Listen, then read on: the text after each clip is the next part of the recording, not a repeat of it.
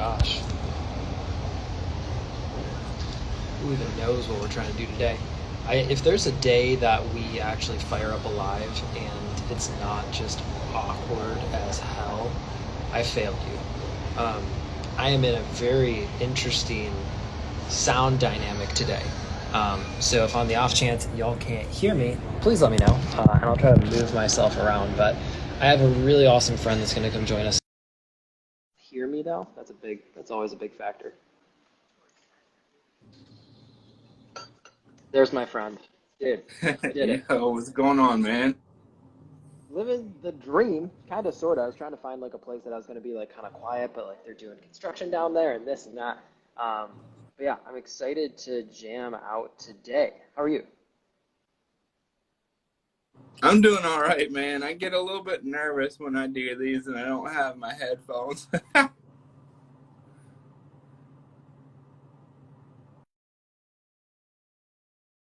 Here. The You're connection is bouncing in and horrible. out of connection, it seems like. So then, Yeah, yeah, for whatever reason, I just jumped off the Wi-Fi to see if that would help out. So, we've known each other for 2 years now, haven't we? yeah. How did we originally jam and connect? Through Alex and the Born to Lead. Yeah. So, in the last 2 years, we've had mutual friends that have been able to connect us. And in the past 2 years, we've also ripped and tore through pandemic land, which has not been great for anybody. And Yeah, you have been just a rock for so many people in a world of loneliness and isolation. And especially with your story and the way that like you get to exist in reality, it's always amazing when we get to connect with you. So tell us about you. Tell us about life, what you do, how we got here. I'm here for it. yeah. So I like to say I'm just a dude who was born 4 pounds 10 ounces, 8 weeks premature, on a mission to eradicate loneliness, one conversation at a time. And, when I was born, the thing that I believe has had the biggest impact on being the loneliness coach is the fact that I was born with cerebral palsy. And so when you're born with cerebral palsy or any kind of noticeable difference, it's really easy to get labeled. And, I think that's the number one cause of loneliness for people is what they get labeled with their identity. And they're they're supposed to be someone, Yeah. but it's not even who they were actually born to be. They're just labeled with it, they write it out, and they're like, oh, this is what this is what life is. There's like this standard, I think, that labels provide to us in like the most toxic way I think humanly possible. Like there's the labels that like you and I both have that we've kind of like imposed, like coach, speaker, those types of things that hopefully you and I wake up and we feel like that state of empowerment. But then there's the ones that get like thrown onto us based on the things that we can and cannot do. And those are the ones that unfortunately start to define and shape us in a really hard way. Um, Yeah. how did you break out of that mold? Because like there's some friends that I have that are just like they're cool people, and then I got that friends that are like badasses, and then there's people like you who just don't give a fuck, and you show up like unapologetically yourself, but like that wasn't an accident. Like you did the work to do that. How the fuck did you do that, dude? Man, yeah. So started because of how my parents interacted with me when I was young. They had a very strong belief that, hey, this is what life is. Eventually, we're not going to be around. So we need to give you the skills to be able to navigate the world to the best of your ability. And so they didn't treat me as much as possible any different than my brother or any different than any of my friends. And I was fortunate enough when I was really young to watch my mom be able to advocate for me. But when she was advocating for me, she always brought me with her. So Mm. I was there watching, and like, so when I was born, my legs were like that. They were so tight, they were crossed together. There was no way I was going to walk. There was one option that was available, and it was a surgery where they go in, they cut the nerve endings, the rootlets on your your spinal cord, and that was the only way it was going to release the tension. And so in order to get that, she had to advocate for our government to allow that to be paid for by insurance. It wasn't paid for by insurance. She had to fight tooth and nail to even make that happen. And so that, Neurosurgery. yeah, I've never heard this part of your story, man. yeah. So I mean, that's why I believe I fight so hard for everything that I believe in, for sure. So, man, I didn't know that that was a part of your story, man. I'm like, I'm shook right now, knowing the cost of probably what that was and like the battle that that is, especially with the medical system in the U.S., man. That's insane. So you've had this like model for inspiration of like what is actually possible, and that she's advocating for you. I want to ask you a hard question. Yep. So like I just gave a shout out to my granny that I think stopped in here for a second. I love her to the moon and back. You got your mom. And at what point does a role model start asking you hard questions to like build up your own resiliency? Right? Because like I will fight tooth and nail for my daughter. Like if anybody like says that she can't do this or do that, like listen, me and baby girl are going into that war together. But at what point did you step into like that power where you're like, all right, mom, like I feel that support and it's time for me to take action?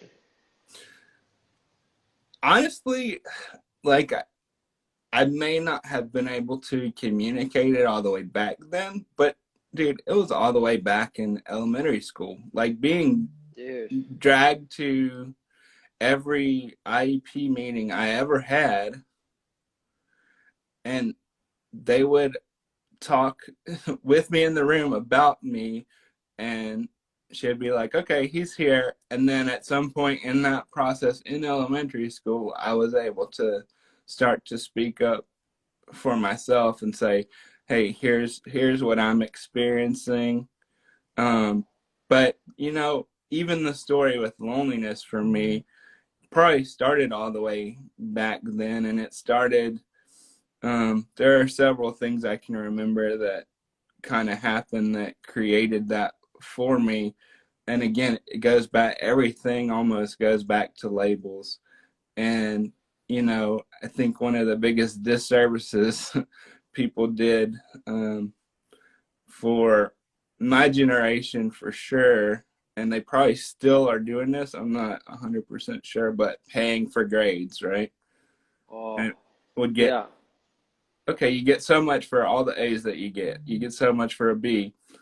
So I started taking that on as my value. Mm.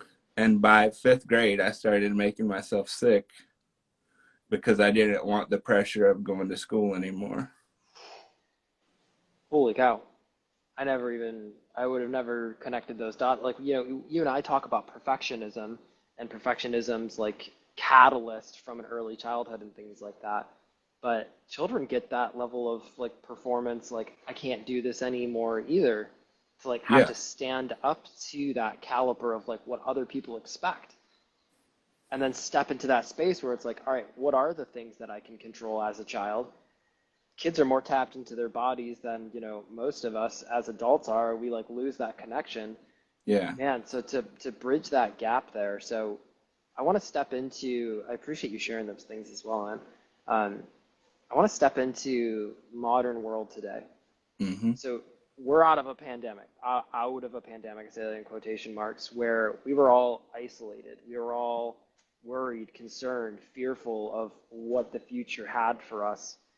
And loneliness has just been categorized inside of the WHO and the CDC as one of the pervasive symptoms of depression, right? Yeah. How do we combat that? How do we build community? How do we build trust? How do we connect? So first, I think that, in the beginning of this, we were seeing stats and they were like, oh yeah, we're not sure much is changing. Like, we're not seeing. I was like, okay, well, first off, we haven't been in this long enough to Yeah. actually know.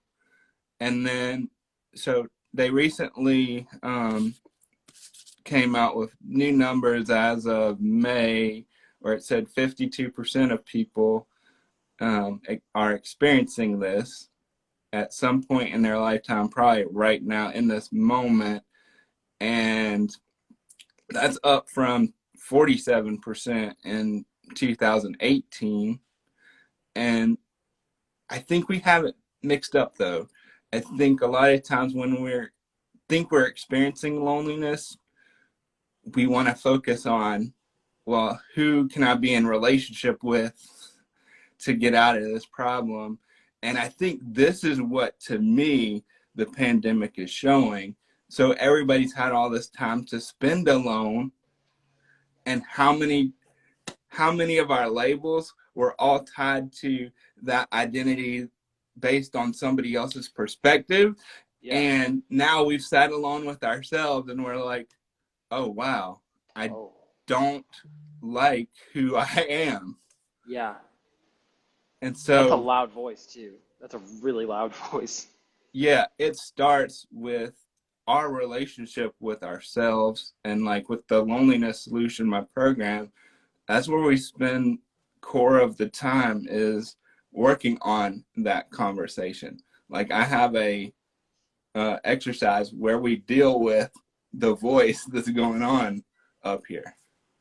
So there's a quote, and maybe you know it, that somebody said, Woodrow Wilson or something like that said, all of humanity's problems stem from man's inability to sit in a room alone. Who was that? Do you have it off the top of your head? Oh, I don't have it off the top of my head, no. Someone wise, somebody smart, I'm sure. Yeah, But I think that's such a huge challenge, and it's a part of the conversation that I'm sharing with my network today is, you know, anxiety is energy to change. But yeah, when we don't inspire that change with action, it folds back in on itself. So the energy that nature's providing us as a catalyst for change, we just fold back onto ourselves as like something bad or something wrong. And instead yeah, of like moving and getting ourselves into that different altered state, it just goes straight mental. And then we create these states of rumination. And then after time, depression starts to come up and it all starts to yeah. continue to fold on itself. So how can people start to take that energy? Maybe they've had it for a while. Maybe they've just experienced it in the first time. That's my granny down there. And how can they be that catalyst for change in their own life? How can they get that sense of inspiration? Yeah, so let's if you're down for it, you'll be the guinea pig, but Oh everybody Lord, yeah, let's go. everybody who's watching, like, you can do this if you have the space to do it, and we'll just walk through. I think the number one thing to do with the energy is, I think a lot of times we can't even communicate what it is that we're actually experiencing. Like, it's just like a blah kind of feeling. Like, you may not Absolutely. even know that it's actually loneliness. So what I like to do is I say it's time to bring your loneliness to life. And Mm, a lot of times people are like, who wants to do that? Well, once we get to the end of it, you'll understand why we want to do that. Because we do get caught in this loop where it's just a conversation in our head where it's like, oh my goodness, I feel like a burden. Oh, I can't go talk to anybody. Oh, guess what? Now it's back to, it just repeats itself over and over, and it just builds a stronger bond and a stronger connection, so it moves even faster. Um, so are you down to do that? sign me up. I'm here for it. So is the rest of this coffee shop, apparently. Yeah, anybody can join along. Um, so I want you to close your eyes. Oh. Get There we excited enough to go. throw the That's phone. real I life, like to. people. You're currently sitting on a windowsill right now, holding on for dear life on my end. So I feel you. Yeah, let's see here.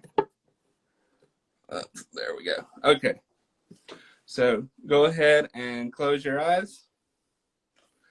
And I want you to take in a couple breaths.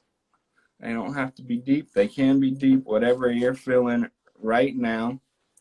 And as you're breathing, I want you to step into the experience of loneliness, whatever that is for you. I just want you to breathe it in, and I want you to, we're going to sit with it for a little bit. Now, I'm going to ask you a couple questions. You don't have to answer anything in the moment. Just see what comes up. Whatever comes up is supposed to come up for you, and then we can talk about it after. So I want you to be in this experience, and when you're in this experience, what is it that you see? Now, this could be anything. This could be people. This could be a specific environment.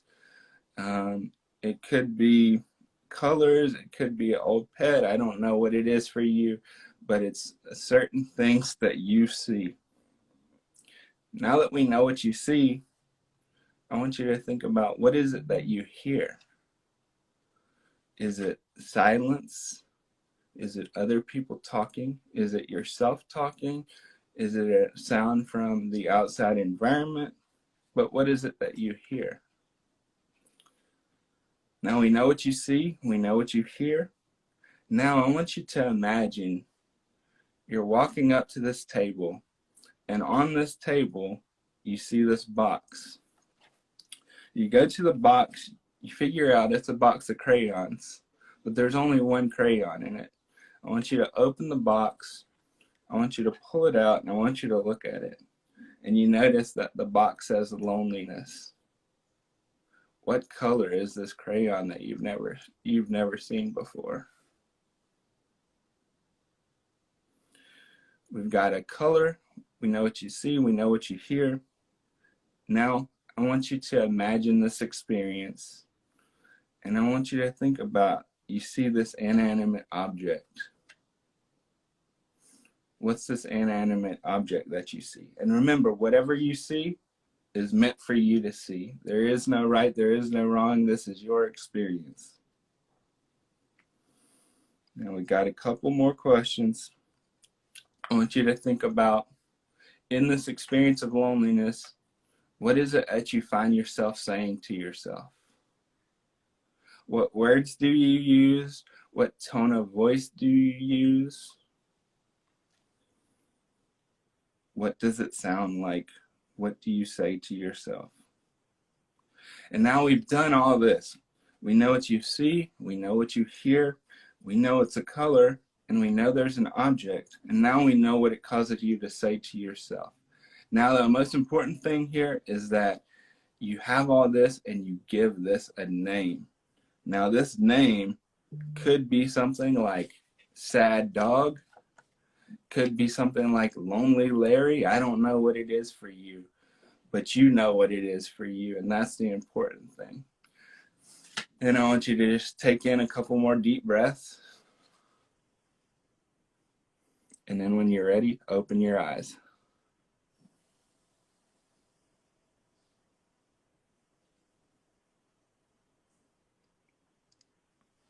Oof.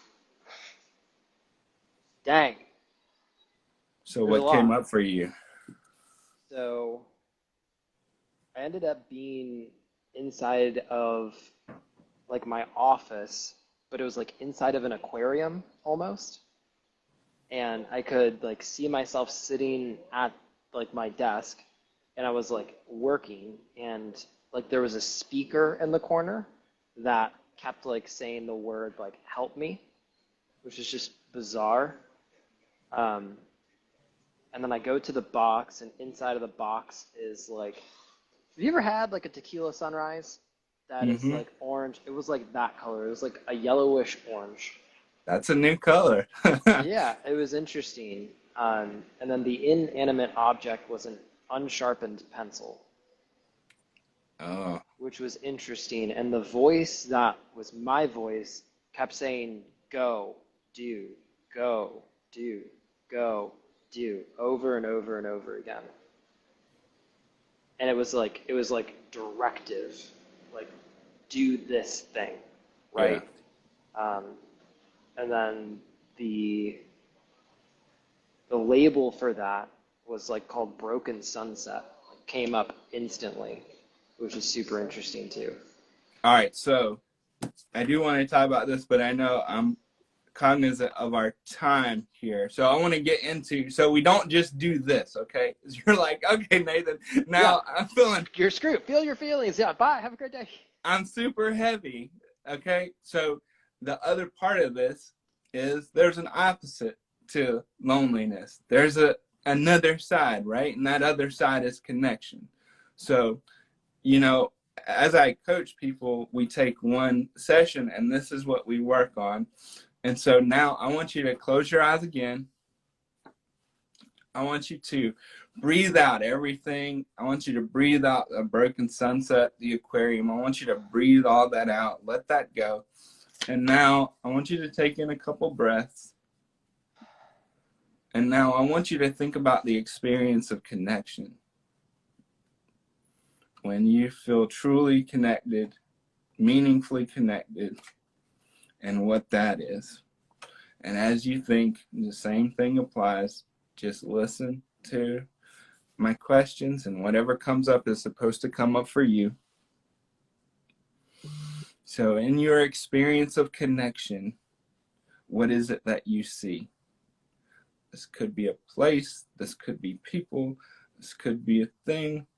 I don't know what it is for you, but you know exactly what it is for you, and whatever comes up is what's supposed to come up for you. And I want you to think about, what is it that you hear? Are you in a specific environment? Do you hear certain sounds? But what is it that you hear?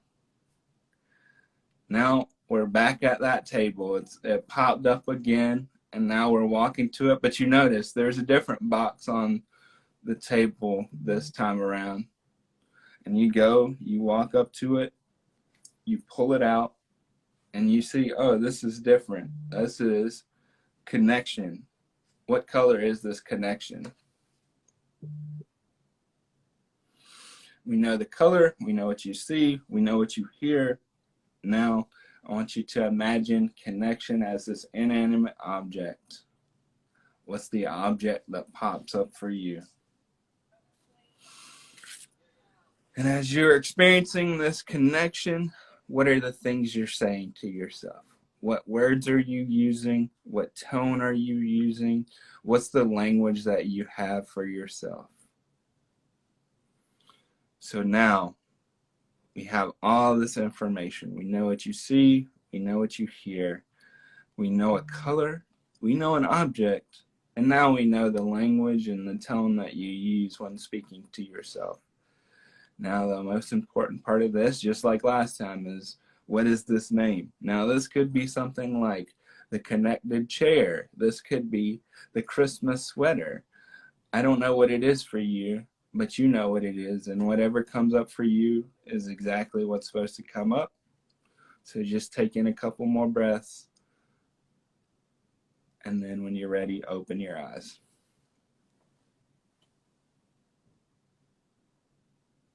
This is so interesting. Like I can feel like my posture changing as we like go through that exercise.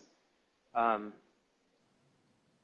yeah, and I feel I don't feel that heaviness of like loneliness anymore, which is good. Yeah. So yeah, if anybody's ever been down to Florida, there's a city here outside of Tampa called St. Pete, and at St. Pete, everybody like the sunset is like a holiday every single night. So like I was on that beach on the boardwalk, and like what I could hear were like the seagulls and like the sound of like the ocean. Um, and like I was alone, like seated on like a bench, but I wasn't lonely, if that makes sense. Yeah. So in front of me was that box, and on the box was the color like green. Mm. And the object that was there was like a whiteboard Sharpie, which is what I hold when I talk on stage. Um, Even if there's not a whiteboard, if anybody ever sees me talk on stage, there's no whiteboard and I'm holding like a red marker. It's my thing.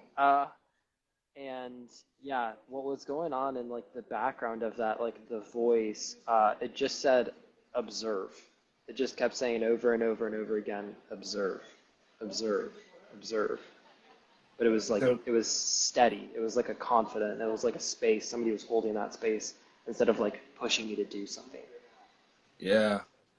And so people are probably saying, okay, well, what do I do with that information? So if we were working together, when we would do this in person, what I would have you do is have sheets of paper, pens, markers, and you take that, all what you just said, and you draw it out. Like you write down the words that come up, you use the colors that come up, and then you have these two opposing images that come up. And so now I know if I'm talking to Chris and I notice that something's going on with him and I think that he might just be feeling lonely or disconnected, I can say like, hey, looks like Broken Sunset might be showing up, right? Ooh. And guess what? Nobody else in the world knows that's what that means, but Chris and I knows that's what that means, and you, if you're watching, now you know that's what that means, and it's a way to be like check in with yourself and say which sides of these am I just doing, or am I pausing and observing? Dang. That is exceptionally powerful. So like it's the synchronicities are there. Oh, my word was synchronistic sticky tack. Couldn't tell you why. Um, but one of the things that I'm gonna share today is that one of the most powerful professions that you could have back in the day, like back in the day, was naming. You were the person that named things. And there's like some fable books that I like to read that like the most powerful person that's in there, like it's not the magician, it's not the knight, it's the person that has the power to know the names of things and to call them into existence. So when you name and give attention and focus, but your attention and focus to those things, dang, dude, that is an insanely powerful exercise. Insanely powerful. Thank you for running us through that. And I know Yeah. that we're tight knit on time here. So if people want to reach out to you, want to connect, man, how can they do that? Yeah, right here on Instagram is the best spot. It's at the real Nathan Todd. Just DM me or follow, have conversation with me. You can find me on Facebook as well, The Loneliness Coach. I'm over there. And also do on Clubhouse, still over there doing Yeah. badass boundaries stuff. So if you're struggling with boundaries, you can find me and my partner, Dr. Michelle Finan, over there doing boundaries work. So, Dude, I love this so much. Yeah, so please reach out. I know Nate and Dr. Michelle are doing some rather extraordinary things as well. So if you guys have any questions, if you just want to express gratitude, give some love to my man. And we're going to do some work here on the future too, my dude. I look forward to that. hey, dude, if you take some time and you like create the images around what we did today, let me see them. I'd love to see what they Dude, yeah, come to I'm gonna t life. I'm gonna take some intentional time to do that because this was really a powerful thing for myself. So, all right, All my right, friend, brother. Love you, man. love you, love and peace. See everybody around.